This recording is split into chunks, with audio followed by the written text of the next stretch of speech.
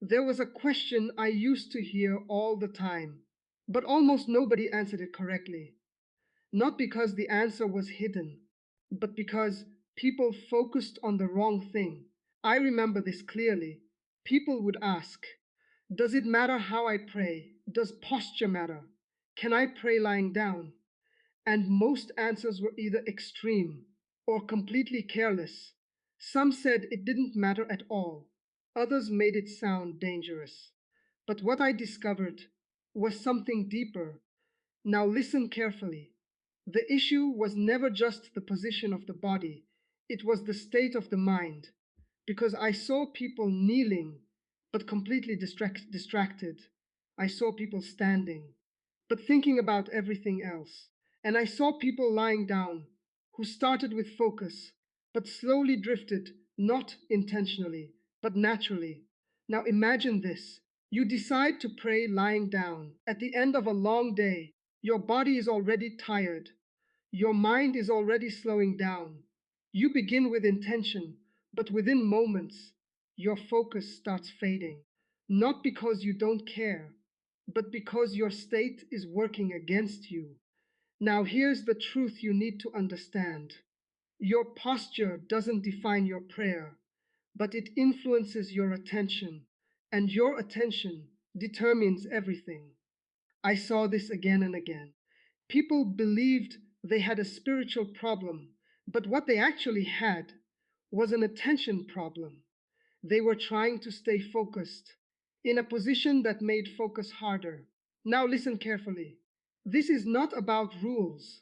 It's not about saying you must do this or you can't do that. It's about understanding how you function. Because once you understand that, you stop guessing. Now imagine this. Instead of asking, is this allowed? You begin asking, does this help me stay present? That question changes everything. Now here's the truth. When your focus is strong, your prayer becomes clear. When your focus is weak, your words become automatic.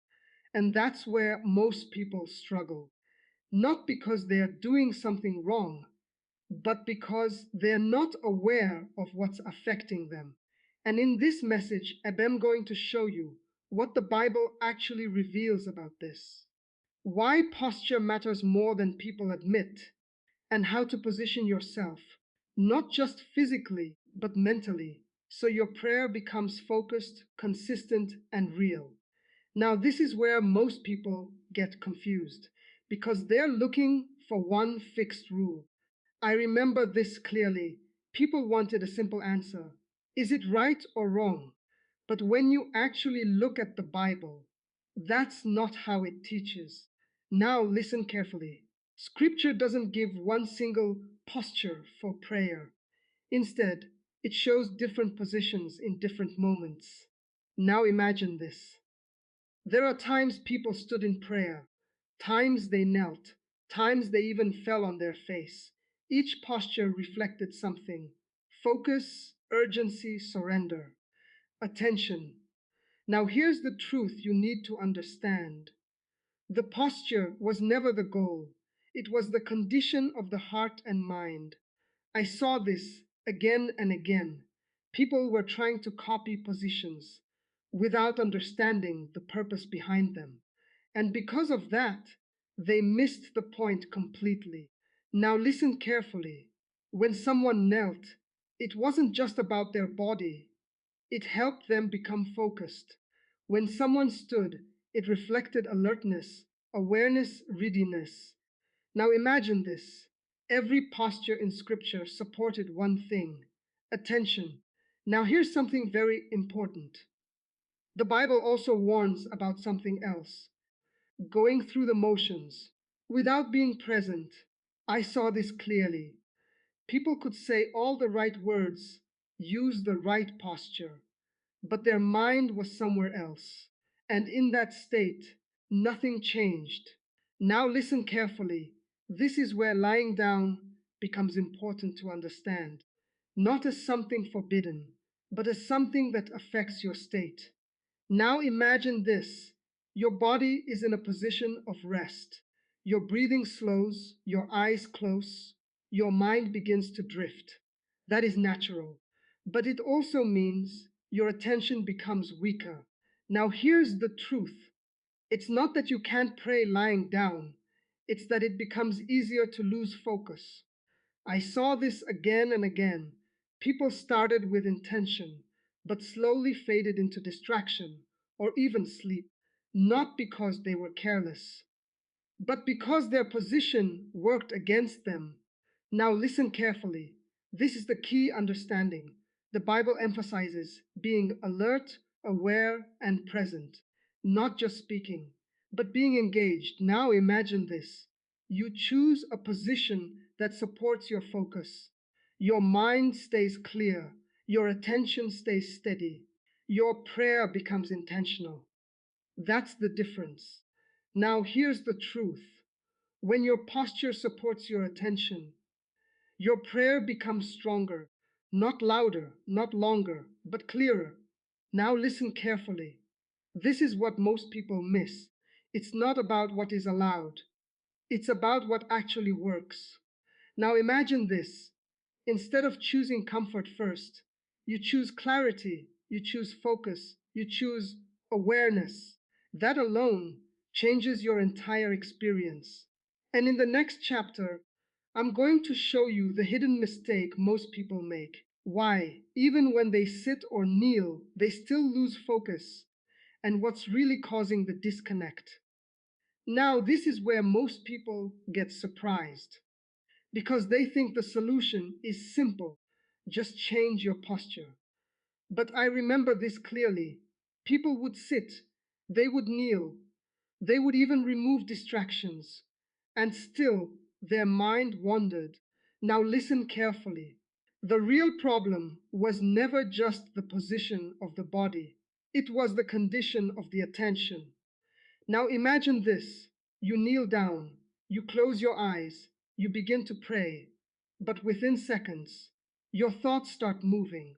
What happened? Your body changed, but your mind didn't. Now here's the truth you need to understand: posture can support focus, but it cannot create it. I saw this again and again. People relied on external changes, but ignored internal habits, and because of that, nothing really improved. Now listen carefully. Your mind follows what it's trained to do. If it's used to constant thinking, constant distraction, constant movement, it won't suddenly become still just because you changed your position. Now imagine this: you go through your entire day, jumping from one thing to another, scrolling, thinking, reacting, never slowing down. And then suddenly, you expect your mind to become calm during prayer. It doesn't work like that.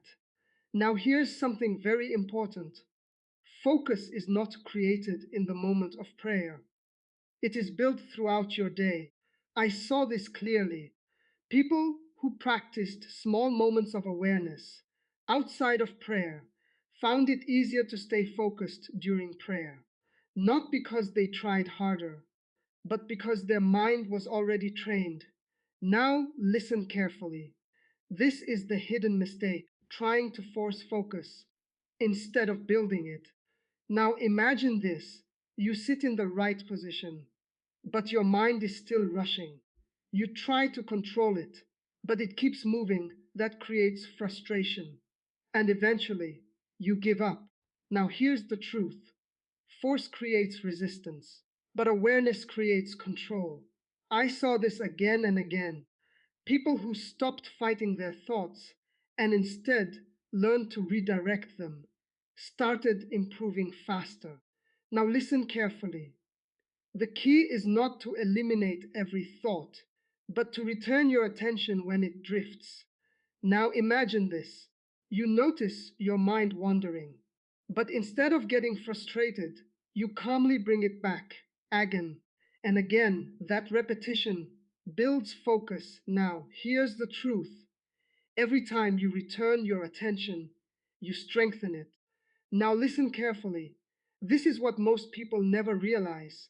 Focus is a skill, not something you either have or don't. Now imagine this. You train it daily. In small moments, you become more aware, more present, more controlled. Then, when you pray, your mind follows that pattern. Now, here's the truth. When your attention improves, your posture becomes effective because now your body and mind are aligned. And in the next chapter, I'm going to show you exactly how to build that focus step by step. So, no matter what position you're in, your prayer stays clear, steady, and intentional. Now, this is the part most people never learn because they are told what to do, but not how to stay present while doing it. I remember this clearly.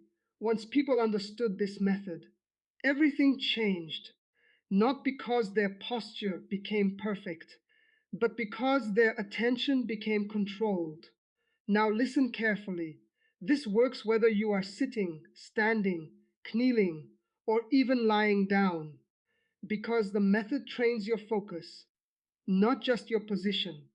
Now imagine this. You're about to pray.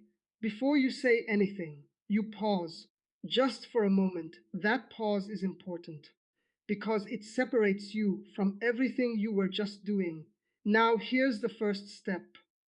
You slow your mind down, not by force, but by awareness. Now listen carefully.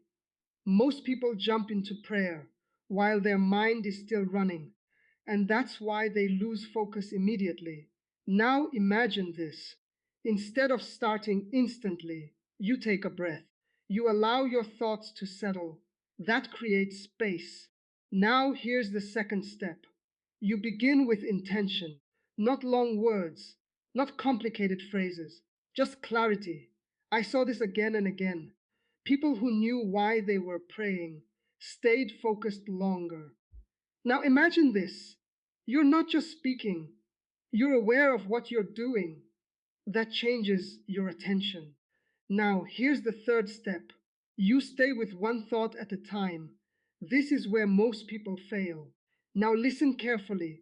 They try to say too much, too quickly, and their mind can't keep up. Now imagine this. Instead of rushing through many words, you slow down. You mean what you say. You stay with it. That keeps your mind aligned. Now here's the fourth step. You return your attention when it drifts, not with frustration, but with control. I saw this clearly. People thought losing focus meant failure, but it doesn't. It's part of the process. Now imagine this. Your mind wanders, but instead of stopping, you bring it back again and again. That repetition builds strength. Now here's something very important. This is how focus is trained, not by never drifting, but by always returning. Now listen carefully. Here's the final step. You match your posture to your state. This is where everything connects. Now imagine this. If you are alert, you can sit or stand. If you feel tired, you adjust your position to stay awake. If lying down makes you drift, you change it. That's awareness. Now here's the truth. The right position is the one that keeps you present. I saw this again and again. People who adapted their posture based on their focus stayed consistent because they didn't rely on one method, they understood themselves. Now, listen carefully. This is the full method. Pause, slow down, set intention, stay present, return when distracted, adjust when needed. Now, imagine this. You apply this every time you pray. Your attention becomes stronger. Your thoughts become clearer. Your prayer becomes real. Now here's the truth. When your focus improves, everything else follows. Not because you changed the position alone, but because you changed how you engage.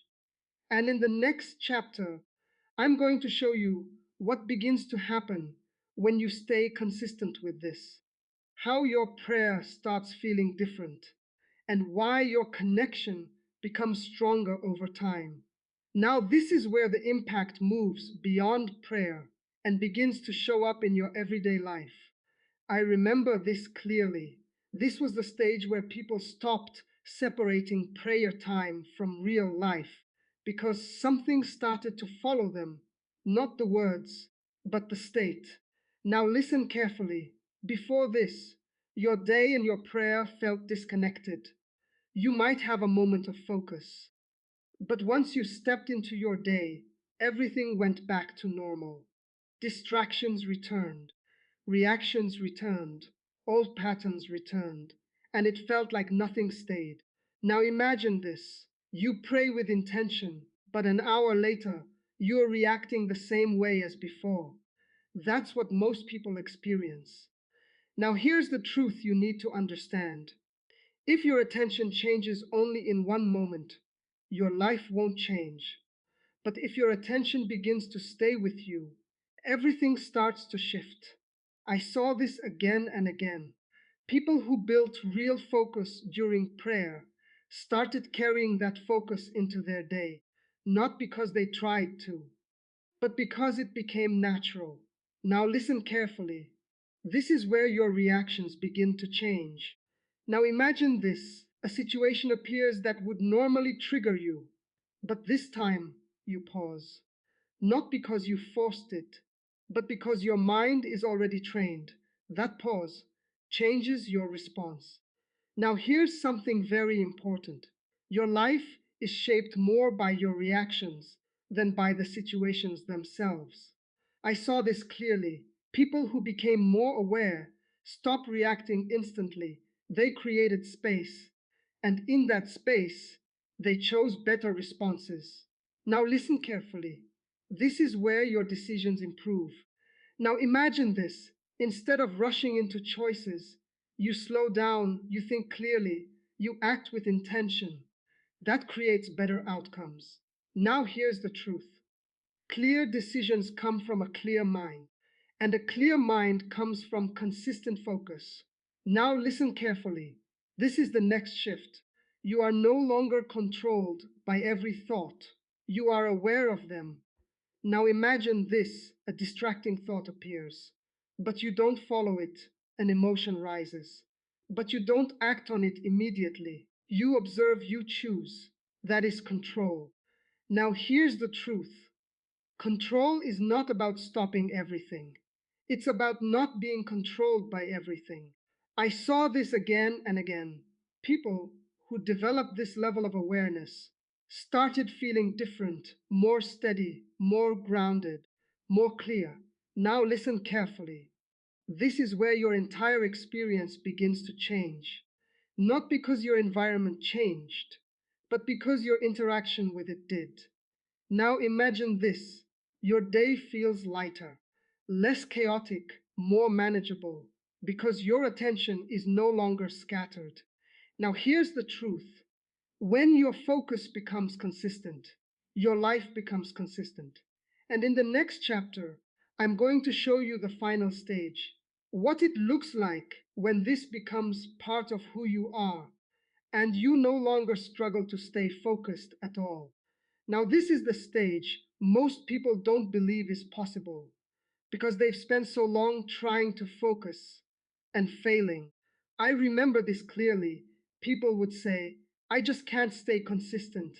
I lose focus too quickly. This isn't for me. But what they didn't realize was that they were still in the early stage because there is a point where focus stops being something you fight for and starts becoming something you carry. Now, listen carefully. At the beginning, everything feels like effort. You remind yourself to stay present. You bring your attention back again and again. You correct yourself constantly. And that's normal. Now imagine this. You're in that stage, and it feels like you're not making progress, but you are, because every time you return your attention, you are training it. Now, here's the truth you need to understand. Repetition builds identity, not instantly, but consistently. I saw this again and again. People who stayed with the process reached a point where something shifted, not outside, but inside. Now listen carefully. This is where focus becomes your default state. Now imagine this. You enter prayer and your mind settles faster. You go through your day and you don't get pulled in every direction. You face situations and you stay steady, not because you forced it, but because it's already there. That's the difference. Now, here's something very important. At this stage, you don't feel like you're trying to be focused. You are focused. I saw this clearly. People who reach this level stop struggling with the same distractions because those distractions no longer had the same control. Now listen carefully. This is where peace becomes consistent, not temporary, not dependent on circumstances, but stable. Now imagine this. Your mind is not constantly racing. You are not overwhelmed by every thought. You are not reacting to everything around you. You are steady. That creates clarity. Now here's the truth. When clarity becomes your normal, confusion loses its place. When awareness becomes natural, distraction loses its power. Now listen carefully. This is the final shift. You are no longer trying to stay present. You are present. Now imagine this. What once required effort now happens automatically. That's what makes it permanent. And once you reach this point, you don't go back easily because this is no longer something you practice. It's who you've become.